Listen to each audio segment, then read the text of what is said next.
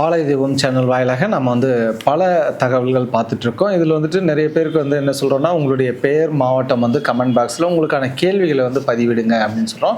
அந்த கேள்விகள் வந்து பல பேருக்கு பயனுள்ளதாக அமைஞ்சிருக்கு. இப்போ வந்து பசங்க எப்படி படிப்பாங்க, என்ன லைனில் படிக்கலாம், அந்த மாதிரியான கேள்விகள் எல்லாம் வரும்பொழுது அனைவருக்கும் வந்து பயனுள்ள தகவலாக இருக்குது. இந்த மாதிரி வந்து அனைவருக்கும் பயன்படும் வகையில் இருக்கிற இந்த சேனல் ஆலய தெய்வம் சேனல் வந்து நீங்கள் சப்ஸ்கிரைப் பண்ணிக்கோங்க, நிறைய பேருக்கு ஷேர் பண்ணுங்கள். இதில் வந்து நம்ம இன்றைக்கி 2025 வந்துட்டு ஜனவரி 1லேருந்து 2026 வரைக்கும் இந்த ஒரு வருஷம் வந்துட்டு எப்படி இருக்குது அப்படின்றத வந்து நம்ம ஒவ்வொரு ராசிக்காக பார்த்துட்ருக்கோம். அதில் வந்து பார்த்திங்கன்னா இன்றைக்கி நம்ம பார்க்குறது வந்து மகர லக்னம் அல்லது மகர ராசி. இந்த மகர லக்னம் மகர ராசி வந்து ராசி அதிபதி சனி பகவான். ராசி அதிபதி சனி பகவான் வந்து 2லே இருக்கிறது. அதாவது 2025 ஜனவரி 1ஆம் தேதி பிறப்பும் அந்த காலகட்டத்தில் வான்மண்டலத்தில் இருக்கிற கிரக அமைப்புகள்னு பார்க்கும்போது லக்னாதிபதி ராசியாதிபதி சனி பகவான் 2ல் இருக்கிறது ஒரு நல்ல ஒரு அமைப்பு. ப்ளஸ் 5ஆம் அதிபதியோடையும் 10ஆம் அதிபதியும் கூடி 2ல் இருக்கிறது இன்னுமே நல்ல ஒரு அமைப்புன்னு எடுத்துக்கலாம். ஸோ நல்லா இருக்குது. அதாவது மகர லக்னம் மகர ராசியை பொறுத்த வரைக்கும் அது எப்படி என்ன மாதிரியான பலன் கொடுக்குன்றதை பார்க்கலாம். 3ஆம் இடத்துல வந்து ராகு பகவான் இருக்கிறது இன்னும் நல்ல அமைப்பு. 3, 7, 11 ராகு வர்றது ஒரு மிகப்பெரிய நல்ல ஒரு அதிர்ஷ்டமான அமைப்பு. அடுத்து பார்த்தீங்கன்னா இந்த லக்னத்துக்கு விரையாதிபதியும் 3க்கு உரியவர் வந்து குரு பகவான் வக்ரமாகி 5ல் இருக்கிறது அதுவும் ஒரு நல்ல அமைப்பு. அப்போ எப்படி பார்த்தோன்னா அதே போல் இந்த லக்னத்துக்கு வந்து 4க்குரியவரும் பாதக அதிபதி செவ்வாய் பகவான் நீசமாகிறது இன்னும் நல்ல அமைப்பு. ஸோ எப்படி பார்த்தாலுமே வந்துட்டு அந்த மகர லக்னம் மகர ராசியை பொறுத்த வரைக்கும் கிரக அமைப்புகள் எல்லாமே வந்து சிறப்பாக இருக்குது. அதுக்கான பலன்களை நம்ம பார்ப்போம். அதுவும் இல்லாமல் இந்த லக்னத்துக்கு அஷ்டமாதிபதி இருக்கார் இல்லையா, 6, 8, 12 வந்து கெட்டு போகிறது ரொம்ப நல்லது, பாதகாதிபதி கெட்டு போகிறது ரொம்ப நல்லது. அது அந்த வகையில் பார்க்கும்போது மகர லக்னம் மகர ராசியை பொறுத்த வரைக்கும் அஷ்டமாதிபதி சூரிய பகவான் போய் விரயத்தில் 12ல் போய் அமர்வது வந்துட்டு நல்ல ஒரு அமைப்பு தான். இதில் எல்லாம் வந்து என்ன மாதிரியான பலன்கள் அப்படின்றத நம்ம பார்ப்போம். இப்போ மகர லக்னம் மகர ராசி அப்படின்னாலே நார்மலாகவே இவர்களுக்குள்ள வந்து ஒரு தாழ்மை மனப்பான்மை அப்படின்றது இயற்கையாகவே வந்துடும். இவர்கள் வந்துட்டு எந்த ஒரு விஷயத்திலுமே வந்துட்டு பின்தங்கி யோசிப்பார்கள். அதே போல் இவர்களுக்கு வந்து திருமணம் சார்ந்த இஷ்யூ உண்டு, வேலை தொழில் சார்ந்த இஷ்யூ உண்டு, பணம் பொருளாதார வகையிலையும் இஷ்யூ உண்டு. பணம் யாருக்காக கொடுத்தாங்கன்னா வராது, ஜாமீன் போட்டால் மாட்டிக்குவாங்க, கடன் வாங்கிட்டா கட்ட முடியாது. ஆசிரியர்கள் வங்கி பணியாளர்கள் இந்த பரம்பரையில் உண்டு. அதே போல் வெளிநாடு சம்மந்தப்பட்டவர்களும் இந்த பரம்பரையில் உண்டு. அப்படின்னு பார்க்கும் பொழுது இதில் வந்து பார்த்திங்கன்னா திருவோண நட்சத்திரம் திருப்பதி வெங்கடாச்சலபதி பெருமாள் பிறந்த நட்சத்திரமும் இதில் சம்மந்தப்படும். இவர்களுக்கு இந்த 2025 ஆனது வந்துட்டு பிறக்கும் காலகட்டத்தில் சனி பகவான் வந்து 2ல் இருக்கிறார் அப்படின்ற ஒரு அமைப்பு வந்துட்டு லக்னாதிபதி அதாவது ஜாதகர் வந்துட்டு தனம் வாக்கு குடும்பம் அப்படின்ற வகையில் பொருளாதாரத்தை வந்து நல்லாவே ஈட்ட போகிறார் அப்படின்னு பேர். அது எதன் வழியாகணும் போது 10க்குரிய சுக்கிர பகவானும் 5க்குரிய சுக்கிர பகவான் வந்துட்டு 2ஆம் இடத்துல இருக்கும் பொழுது தொழிலின் மூலமாக 1, 2வது பூர்வீக புண்ணியத்தின் மூலமாக பூர்வீக சொத்தின் மூலமாக, 3வது குழந்தைகள் மூலம் வருமானம். எல்லா வகையிலும் இவர்களுக்கு வருமானம்ன்றது வந்து இந்த வருஷத்தை பொறுத்த வரைக்கும் 2025 பொறுத்த வரைக்கும் இந்த 7 சனி அஷ்டம சனி அதில் வந்து பாத சனி நடக்குது.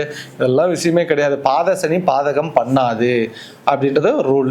அப்படின்னும் போது இந்த வருஷம் வந்து 2ல் இருக்கிற சனி பகவான் பஞ்சமாதிபதிகள் கூடி 10ஆம் அதிபதிகள் கூடி பாதகம் சம்பந்தம் இல்லாமல் நல்ல ஒரு அமைப்போட இருக்கிறதால இந்த 2025 பொறுத்த வரைக்கும் குழந்தைகள் வழியில் வருமானம், குழந்தை வழியில் வந்து பெயர் புகழ் அந்தஸ்து கௌரவம், அதே போல் பூர்வீக சொத்தின் மூலமாக வருமானம், செய்யும் தொழில் மூலமாக வருமானம், இதெல்லாமே குடும்பத்தின் அபிவிருத்திக்காக வளர்ச்சிக்காக எல்லாமே சிறப்பாக இருக்குது நடக்கும் அப்படின்ற ஒரு சூழல்.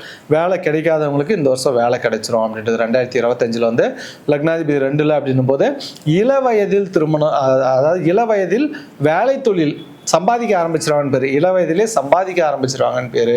அதனால் நல்லா சம்பாதிக்கிறாங்க போது இளவயதில் திருமணம். இந்த மகர லக்னம் மகர ராசியை பொறுத்த வரைக்கும் எல்லாம் பார்த்தீங்கன்னா நிறைய காலதாமத திருமணமெல்லாம் நடந்திருக்கும். அதில் குறிப்பாக நீங்கள் இந்த மகர லக்னம் மகர ராசி நோட் பண்ணுங்கள்.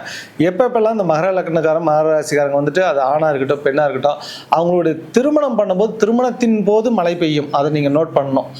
நீங்கள் யோசிச்சு பாருங்கள். ஆல்ரெடி திருமணமானவங்களாக இருந்தாலையும் உங்களுடைய திருமண நாளன்று மழை பெஞ்சிருக்கும். அது வந்து ஏன்னா பெருமாளுடைய நட்சத்திரம் இந்த மகர லக்னம் அல்லது மகர ராசியில் இருக்கிறதால இவர்கள் வந்து ஆசீர்வதிக்கப்பட்டவங்க பேர். ஆனால் இவர்கள் வந்து நார்மலாக இவர்களுக்கு ஒரு தாழ்வு மனப்பான்மைன்றது இருக்கும். இவங்க ராசி வந்து நல்ல அருமையான ராசி, நேர்மையாக இருக்கிறவங்க ஜெயிப்பாங்க. ஏன்னா சனி பகவான், இந்த வீட்டுக்கு அதிபதி வந்து சனி பகவான்.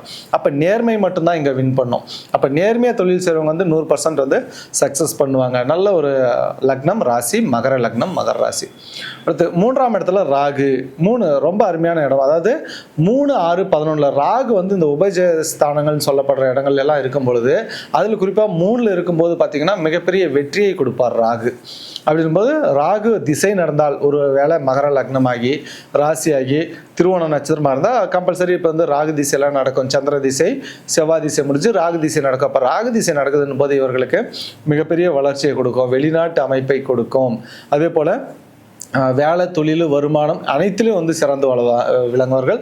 ராகுவை போல் கொடுப்பார் இல்லை, கேதுவை போல் கெடுப்பார் இல்லை. அப்போ ராகு வந்து 3ல் இருந்தோ 7ல் இருந்தோ 11ல் இருந்தோ திசை நடத்தும் பொழுது பொருளாதார வளர்ச்சியை கொடுத்துருவார். இதில் 7ல் இருந்து திசை நடத்தும் போது திருமண முறிவை கொடுப்பாரு. அது நம்ம கேர்ஃபுல்லாக பார்க்கணும். அது திருமண பொருத்தத்தில் பார்த்துக்கலாம். அப்படிங்கும்போது குழந்தைங்களா இருக்காங்க இல்லை வயதானவர்களாக இருக்காங்க அப்படின்னும் போது அவர்களுக்கெல்லாம் வந்து நன்மையை தான் செய்யும் 3ல் இருக்கிற ராகு. அடுத்து 3க்குரிய குரு பகவான் வந்து தன் வீட்டுக்கு 3ல் மகர லக்னத்துக்கு 5ஆம் இடத்துல வக்ரமாகி அமர்வதால் அங்கே 5, அதாவது குரு பகவானுக்கு வீடு கொடுத்த சுக்கிர பகவான் வந்து நல்லாவே பலமாக இருக்கிறதால இங்கே வந்து ஒன்றும் பெரிய கெடுதல்கள் செய்யாது. குரு பகவான் வந்து 5ல் இருக்கிறது ஒன்றும் தவறு கிடையாது.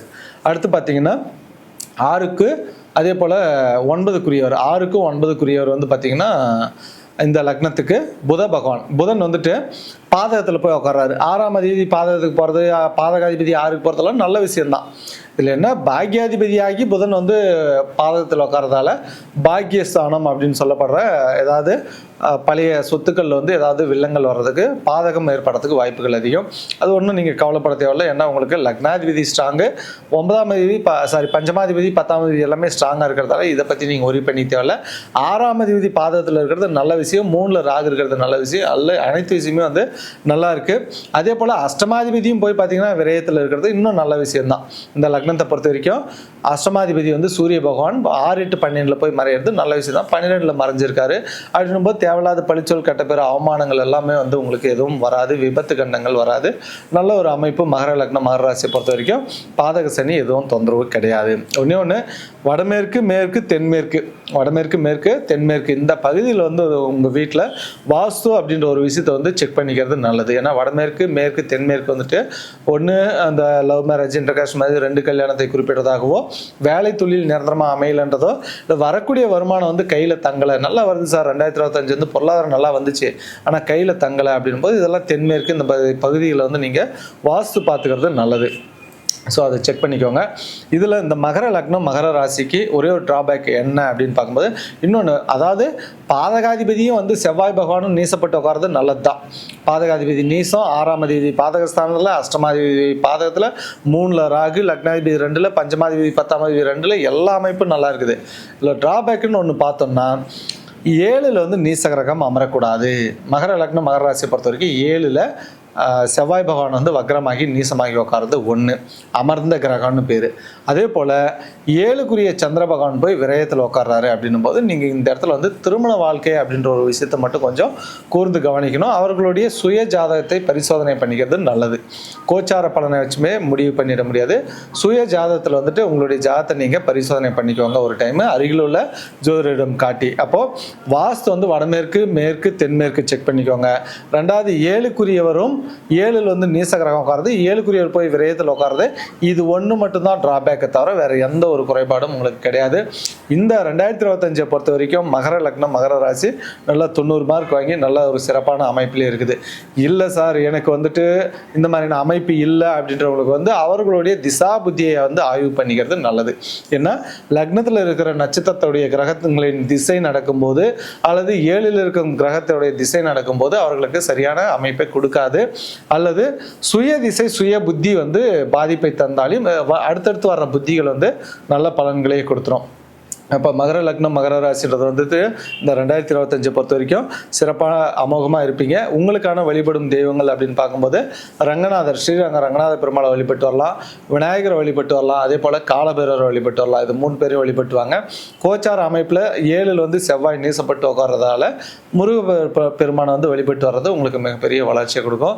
நீங்கள் திருமலை போனீங்க அப்படின்னும் போது கம்பல்சரி திருப்பதி பத்மாதி தாயரை பார்த்துட்டு வர்றதும், கேரளா பக்கம் போகும்போது வந்து அனந்த பத்மநாப சாமி கோயில் போயிட்டு வரது உங்களுக்கு மிகப்பெரிய வளர்ச்சி கொடுக்கும். சென்னை பகுதியை சார்ந்தவங்க வந்து திருநீர்மலை போகலாம். அதே போல் இந்த பக்கம் திருச்சி இந்த பக்கம் பகுதியை சேர்ந்தவங்க வந்துட்டு ரங்கநாத பெருமாளை பார்த்துட்டு வரது உங்களுக்கு மிகப்பெரிய ஏற்றங்களை கொடுக்கும்.